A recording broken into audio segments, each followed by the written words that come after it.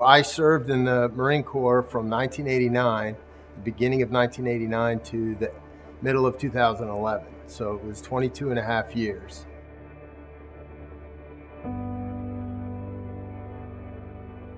Where I served was all over the Marine Corps. I was on East Coast, West Coast. My last combat deployment was with Regimental Combat Team 1, and I was the Regimental Intelligence Officer and also the Tribal Engagement Officer. I also did Desert Storm when I was enlisted, and I also did quite a bit of work in South America and West Africa.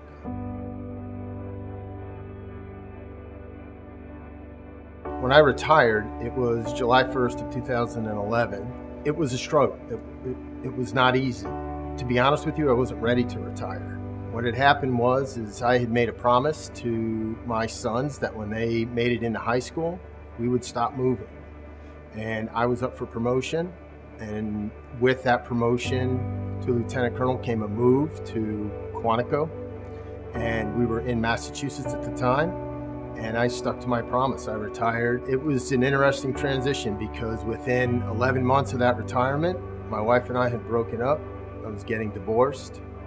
The saliency of my house was in question, and I was out living on my own.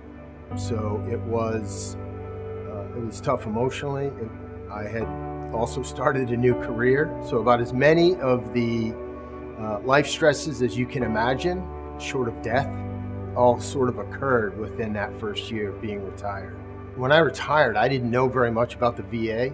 And to be honest with you, I thought that the Veterans Administration, the VFW, all of those organizations were kind of for old guys. I thought it was for like Vietnam or Korea guys, or maybe a few World War II guys left over.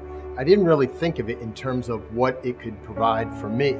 After I got divorced, I was with another woman who really helped me with dealing with my stresses, combined with my two sons. My mom and my dad were great, and my brother was fantastic as well. So I did have a very strong support structure.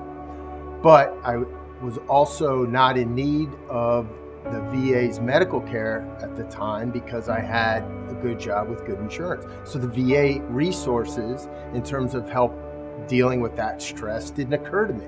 It just wasn't on my radar. And then I had an event that occurred in March of 2015, which had me seek some support through the Veterans Administration for, quite frankly, a drinking problem that I had developed over that period. I used alcohol as my principal coping mechanism, and it wasn't working anymore, and it had led to a lot of losses. It ultimately led to the loss of that relationship that I described. That was and we were engaged. It really is the single biggest loss that I've suffered in this transitional period. And here it is 2018, and I really feel like I'm just getting my feet under me now. It's been a challenge. I credit the VA with saving my life. They were able to drive me out.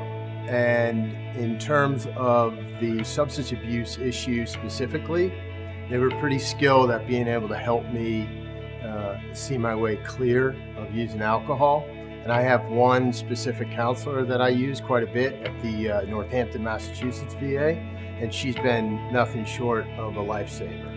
You combine that with, I've also been to the post-traumatic stress disorder clinic that they have up there and made some fantastic friends within the veteran community. So it's not just professional help. To be honest with you, the majority of the most supportive help that I've gotten from people who understand it are fellow veterans. That's where really the greatest support has come from.